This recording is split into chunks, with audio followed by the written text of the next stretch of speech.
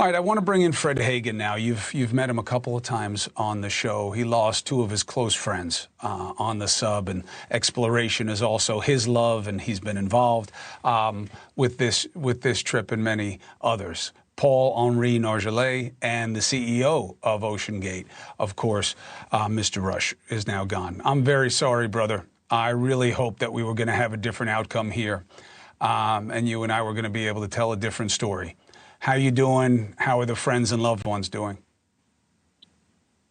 Well, it was a devastating, experience to undergo and to finally realize our worst fears. I mean, we had expected it.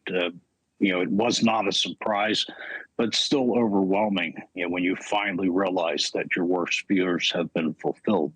And tonight, I like to think that Titanic's bell is tolled again 5 lonely times, and her roll call has been raised from 1,517 to 1,522. And somehow it's fitting that P.H. Nargeolet, who's been known as Mr. Titanic, his resting place forever will be within the embrace of RMS Titanic. And I think that he would have liked that. And, I grieve for him. But again, at the same time, there is some slight solace in the fact that he did not suffer. It's been torturous the last several days thinking that he may have been trapped inside that submersible. The idea that the Navy may have heard the implosion or detected it somehow days ago, what do you make of that information?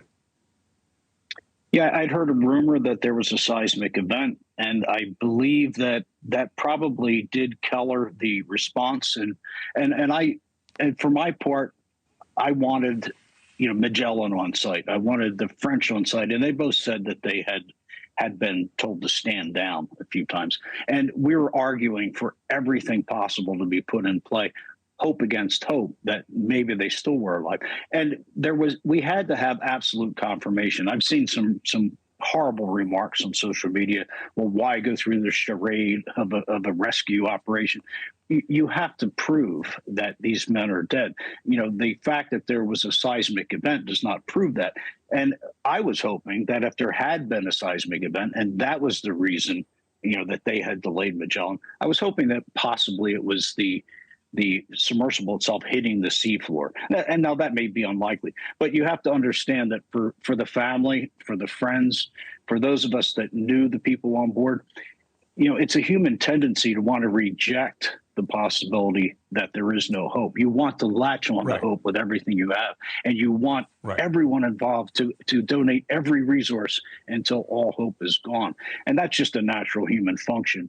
And I apologize to the Navy and the Coast Guard because I did make some critical remarks because I wanted them to release the Magellan on Sunday evening or Monday. And I'm sure their decisions were colored by their perception that this was a salvage operation, but they were not sure. They had to prove that. Right. And look, who knows what they knew and when, but you're certainly more than forgiven for wanting to push people to try to save your friends' lives.